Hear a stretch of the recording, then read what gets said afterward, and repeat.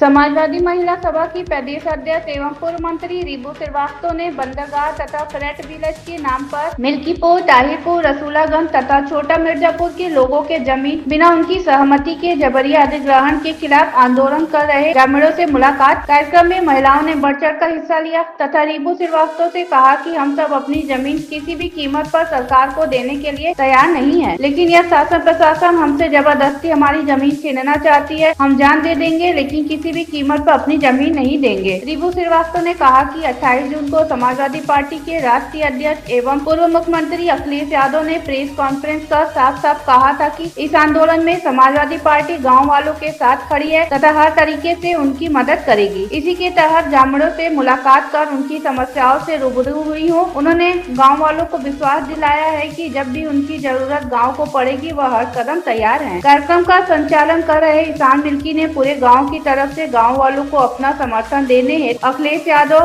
तथा रीबू श्रीवास्तव के साथ साथ समाजवादी पार्टी को धन्यवाद दिया है। चंदौली से ईशान मिल्की की रिपोर्ट। आज किस तरीके का कार्यक्रम था और किस लिए आप लोग यहाँ एकत्रित हुए हैं? ये मिल्कीपुर क्षेत्र में जहाँ पर आज अडानी और भाजपा सरकार के लोग बंदरगाह के नाम पर भूमि अधिग्रहण करने की नीयत से इन मासूम लोगों की, गरीब लोगों की जो बस्तियां, जो मोहल्ले पूरा कब्जा करने के फिराक में लगे हैं, ये सारे लोग यहाँ इकट्ठे होकर के उनका मुंहतोड़ जवाब देने के लिए खड़े हैं। और मैं रीबू श्रीवास्तव समाजवादी पार्टी की प्रदेश अध्यक्ष महिला सभा की, हमारे राष्ट्रीय अध्यक्ष जी ने ये मैसेज दिया है कि वो लगातार इनके साथ हैं और जब भी जरूरत पड़ेगी तो हम पूरी समाजवादी पार्टी के लोग इनके साथ रहेंगे। आज जो सरकार के नापाक इरादे हैं, जो गरीब लोगों को उनको घर तो नहीं दे पा रहे हैं, उनकी माली हालत ठीक नहीं कर पा रहे हैं, बच्चों को नौकरियां नहीं दे पा रहे हैं, बिजली का बिल है वो कम नहीं कर पा रहे हैं, सब किसानों की आय दुगनी नहीं कर पा रहे हैं,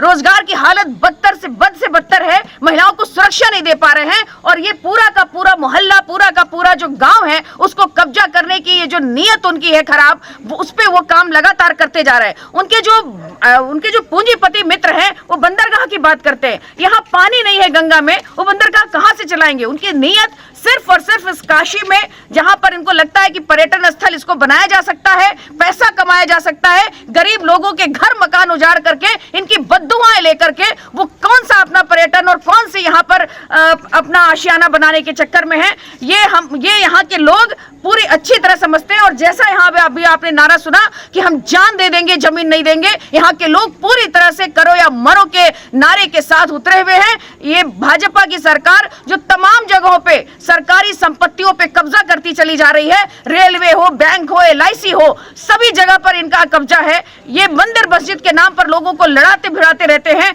हर जगह खोदो जैसी राजनीति, कहीं मस्जिद के अंदर खोदने की राजनीति करते हैं। ये केवल धर्म और जाति के नाम पर हिंदुस्तान को लड़ाने की, चुनाव लड़ने की और जीतने की केवल एक साजिश करते रहते हैं। इनको आम जनता के हित में कोई काम नहीं करना है। तो यहाँ की पूरी जनता, यहाँ के खास तौर से महिलाएं जो पूरी तरह से आतुर हैं कि हम सबसे पहले जिस तरह से झांसी की रानी ने इस देश से अंग्रेजों को भगाया था, उसी तरह ये महिलाएं यहाँ की एक एक झांसी की रानी है। और यहाँ जो कब्जा करने वाले लोग, अडानी हो या अंबानी हो, चाहे सरकार के कोई भी लोग हो, उनको बाहर भगाने में, उनको खदेड़ने में अपनी पूरी ताकत के साथ लड़ने को तैयार है।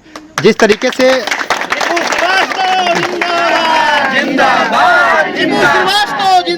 जिस तरीके से अभी 3 तारीख को यहाँ उप जिलाधिकारी आए थे और उन्होंने साफ कहा कि हमें किसी की सहमति की आवश्यकता नहीं है, तो क्या लगता है कि संविधान को पूरी तरीके से ये भारतीय जनता पार्टी ने खत्म कर दिया है? आप यहाँ की जनता की और पूरे उत्तर प्रदेश की जनता को धन्यवाद देना चाहूंगी। इनके नापाक इरादा तो 24 के इलेक्शन में ही था कि इन्हें ज्यादा से ज्यादा सीट मिले और ये संविधान बदल दें। उत्तर प्रदेश की जनता ने इनको रोका और समाजवादी पार्टी ने के राष्ट्रीय अध्यक्ष का साथ दिया और इनके इस मुहिम को रोका कि ये संविधान ना बदल पाए। और आज ये संविधान के साथ लगातार खिलवाड़ करते जा रहे हैं। इनकी कोई भी ऐसी पॉलिसी नहीं है जो संविधान की रक्षा के लिए हो। सभी जगह ये हिंदू मुस्लिम की बात करते हैं और संविधान को तार तार करते हैं। आज जिस कागार पे इन्होंने देश को ला दिया है, ये बहुत लंबा अरसा, इनके जाने के बाद भी बहुत लंबा अरसा लगेगा इस देश में इंसानियत को, भाईचारे को बनाने में। इसलिए ये जो संविधान संविधान को तोड़ने की बात करते हैं। अब जनता जाग गई है और मुझे लगता है कि बनारस में ये पहली बार आए थे, बनारस से इन्होंने चुनाव जीता। यही बनारस की जनता, यही बनारस की महिलाएं और युवा इनको खदेड़ने में, इनको भगाने में अपनी सबसे बड़ी भूमिका निभाएंगे और इसी बनारस से ये जाएंगे तो पूरे हिंदुस्तान से चले जाएंगे।